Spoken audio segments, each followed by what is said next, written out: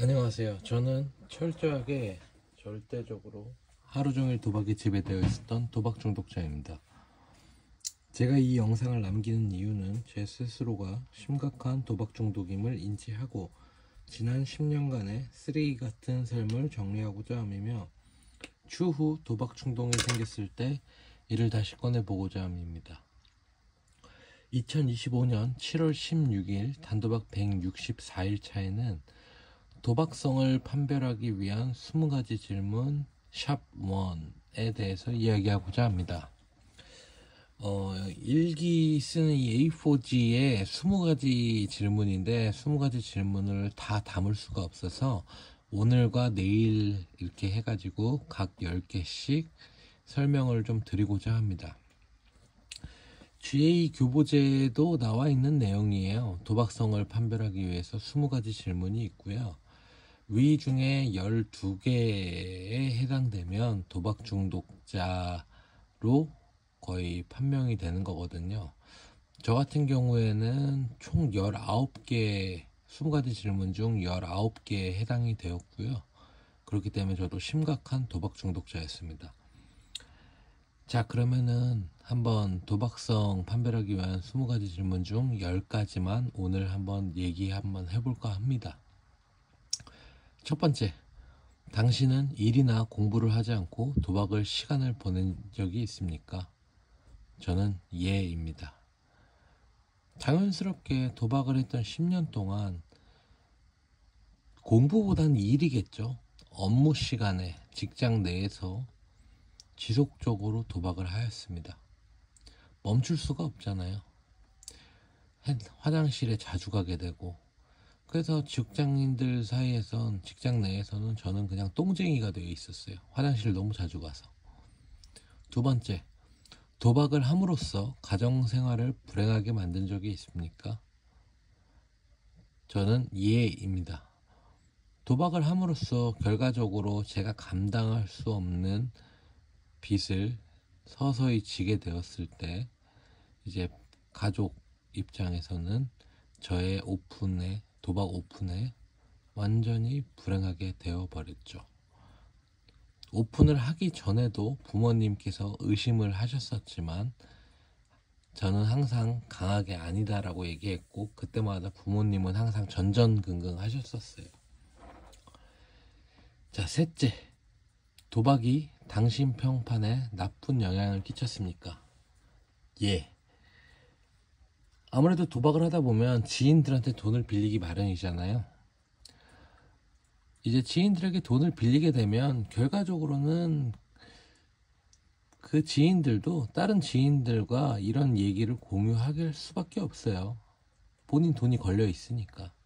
그렇게 되면은 다른 사람들도 나한테도 빌려갔어 이제 이러면서 온갖 이제 얘기가 퍼지게 되는 거죠. 도박하는 거 아니냐, 구라치고 돈 빌려갖고 뭐 하는 거냐, 이제 이런 얘기 자주 나오겠죠. 아무래도 그런 얘기가 저도 제 귀에도 들렸었고요. 그리고 넷째, 도박을 하고 나서 후회하거나 양심의 가책을 느낀 적이 있습니까? 저는 이게 아니어야합니다. 도박을 하고 나서 제가 후회하거나 양심의 가책을 도박을 하는 도중에는 느낀 적이 없습니다. 도박한 걸 후회하거나 양심에도 전혀 가책을 느끼지 않았습니다. 저는 되게 심한 도박 중독 증증이었거든요. 따라서 후회한다기보단 도박을 통해서 지속적으로 돈을 벌어야 되겠다고만 생각을 했었습니다. 그리고 다섯 번째, 당신은 빚을 갚기 위해서나 돈 문제를 해결하기 위해 도박을 한 적이 있습니까? 예. 거의 모든 도박 중독자가 무조건 예라고 할 거예요. 저 또한 빚을 갚기 위해서, 그리고 지인들에게 빌린 돈 문제를 해결하기 위해서 또 다른 지인에게 돈을 빌려 그 돈으로 도박을 통해 돈을 따면 이제 지인들에게 돈을 먼저 갚으려고 했고 그랬었거든요. 이제 여섯 번째, 도박이 당신 야망이나 능력을 감소시키는 원인이 되었습니까? 예. 저도 꿈이 있었고요. 저도 목표한 자리가 있었거든요. 근데 도박을 하면서 이런 것들이 다 부질없게 느껴졌고, 지금 내 인생엔 지금 도박밖에 없다라는 생각이 너무 강해서 거의 직장 내에서 일은 안 하고 도박만 했습니다. 당연히 뭐 진급도 물 건너갔고, 직장 내에서 제 평판도 안 좋아진 지 오래였거든요. 자, 7번째. 당신은 도박으로 잃은 돈을 가능하면 빨리 다시 도박을 해서 찾아야 되겠다고 생각했습니까? 예. 도박으로 돈을 10만 원이라도 잃게 되면 그 10만 원을 찾기 위해서 10만 원, 10만 원, 10만 원 총 3번, 4번, 5번 그렇게 되면 60만 원을 잃게 되죠. 그 60만 원을 잃게 되면 결과적으로 또 50만 원을 더 걸게 됩니다. 그러면 100만 원이 되고요.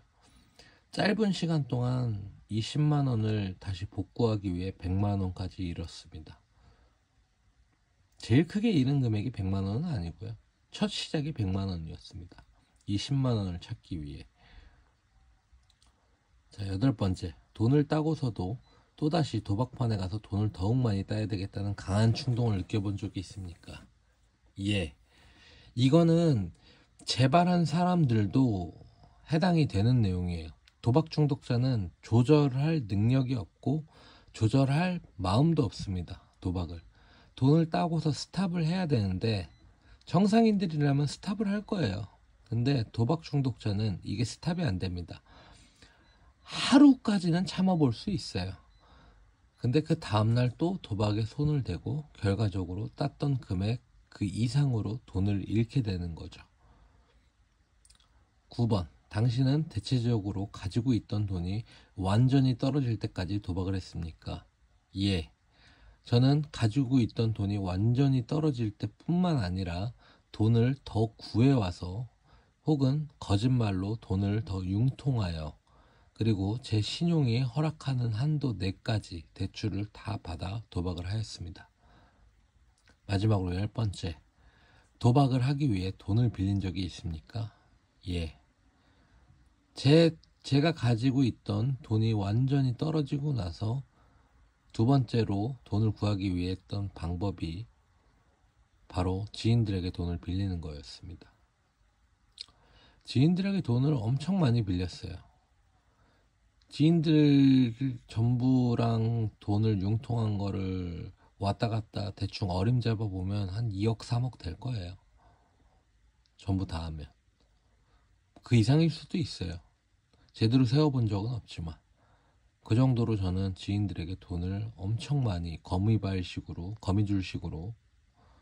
엄청 많이 빌렸습니다. 위 10개가 전부 해당이 되는 상황. 저는 9개라고 얘기를 했는데 사실상 4번이 좋은 뜻에서 양심의 가책을 느낀 적이 있냐고 물어본 게 아니라 도박이 잘못됐다는 거를 알고 있느냐, 알면서도 그렇게 찔리냐 이런 거였는데 사실 저는 제가 얼마나 심각한 중독자였다는 거를 이 질문을 통해도 알 수 있고요. 보통 새로 오신 주의인의 도박 협심자분들이 보통 평균적으로 12개에서 16개 정도 사이거든요. 근데 저는 거의 19개였어요. 그러니까 제가 얼마나 심각한지 그때 당시에 현 상황을 알 수 있었고 지금도 이 질문들을 보면은 그때 생각이 많이 나요. 내가 진짜 미쳤었구나. 그러니까 이것들에 대한 이 질문들 자체가 어떻게 보면 사실 되게 극단적으로 보이잖아요. 질문 자체가 정상인들이 보기엔. 근데 결국에는 이 도박이라는 게 저라는 인간 자체를 이 사회에서 말소되는 거라고 생각을 하거든요. 이 도박 중독이라는 게. 그러니까 저라는 인간 자체가 사회에서 사라지는 거나 마찬가지예요. 그렇기 때문에 항상 늘 조심해야 되는 게 맞다고 생각을 하고요. 당신은 이 10가지 중에 몇 가지가 포함이 되셨습니까? 저는 정말로 심각한 도박 중독자였습니다. 저는 사실 이 10개가 다 해당이 되거나 마찬가지예요. 우리 내일도 11번째부터 20번째 질문까지 한번 같이 확인해 보도록 하겠습니다. 오늘도 단도하느라 고생 많으셨습니다. 감사합니다.